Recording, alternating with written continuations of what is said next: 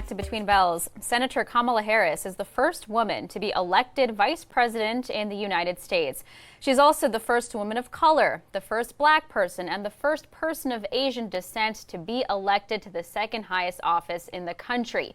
Harris spoke about this at length during her victory speech over the weekend, saying while she may be the first woman in the office of VP, she will not be the last. Joining us now to discuss is Reese Colbert, founder of Black Women Views Media. Reese, great to have you with us on the show today. Now, we know Kamala Harris said during her speech that she hopes every little girl watching that night sees that this is a country of possibilities. What exactly does that kind of bring to little girls, especially those of color, those who are children of immigrants? What kind of message of optimism does that bring to them? I think it brings a great message of optimism. I mean, the presidency and vice presidency is one of the highest glass ceilings that had yet to be broken in the country of the United States. Other countries like New Zealand, which has Jacinda Ardern, who's the prime minister, or Germany, which has Chancellor Angela Merkel, have already shattered that glass ceiling. And so I think what it sends a message to young people, boy and girl around the country, is that as a woman, it is not a handicap. It is actually something that brings a wealth of unique experiences to such a high office. So I think it's a wonderful message, and I think it's heard loud and clear now. And Reese, the 2018 midterm elections seem to be a real tangible catalyst in terms of representation and diversity. This itself, the election of Senator Kamala Harris as vice president, also a huge catalyst. To what extent do you think we are going to see an acceleration of diversity and representation, in the administration of Biden-Harris, but also across different bodies of government?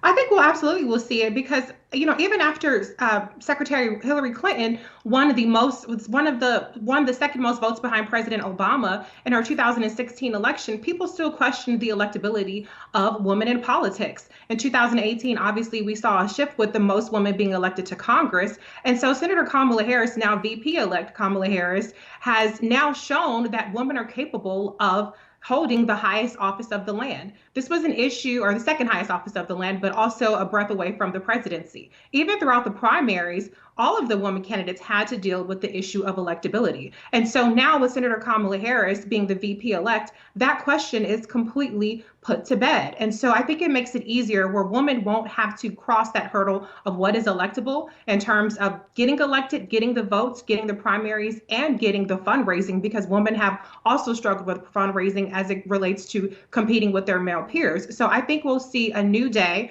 The Biden-Harris administration, in terms of their transition team and the people they've even named on their COVID task force, have shown that they will value diversity and create a pipeline for women and people of diverse backgrounds in the future. Yeah, certainly Harris has removed a lot of barriers for women of color running in the future. So very good points there. I do want to talk about your Twitter account, Black Women Views. You guys use the hashtag KHive and have been using that since 2017, that hashtag surfaced. Mm-hmm. How has interaction and engagement really increased with that hashtag? And what are people talking about on social media?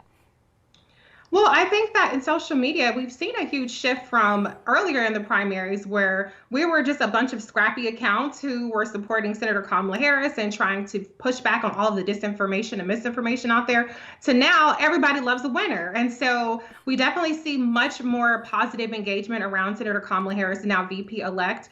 And I think it's a wonderful thing. It's about time people jump on the bandwagon.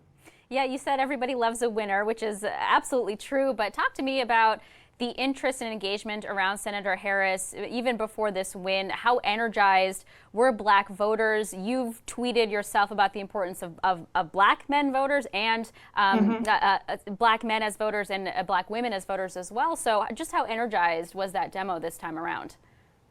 I think it was incredibly energized. We certainly saw a surge from 2016. Black voters, when they were polled, told the Biden campaign, if you pick a Black woman to be on your ticket, we will be more enthusiastic about winning. And we see those results bear out in places like Georgia, where the Biden-Harris ticket might actually get more votes there in terms of a winning margin than they did in Arizona, for instance. And so Black voters certainly delivered at the polling booths in multiple very key swing states that flipped from where it was Obama to Trump to now Trump back to the Biden-Harris and Dem column. And so I think that Joe Biden, as Senator Kamala Harris stated, made a very bold and audacious choice in picking Senator Kamala Harris. And she proved that that was the right choice in terms of not just Black voter enthusiasm, but also when it came to record fundraising.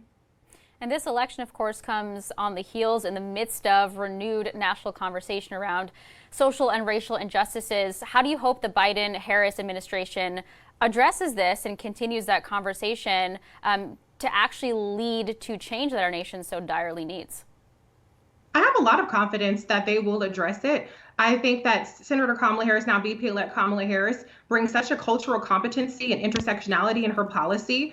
And Vice President Joe Biden obviously has a long record as well. And so I think the first indication that we have with that is the COVID task force, where one of the particular appointees on that task force has a specialization in addressing disparities, racial and ethnic disparities. That was one of Senator Kamala Harris's signature bills to attack COVID as a senator. And so you just have to look right what they're doing right away to show that they really are going to make a change in terms of not just sweeping the disparities under the rug, but tackling them head on.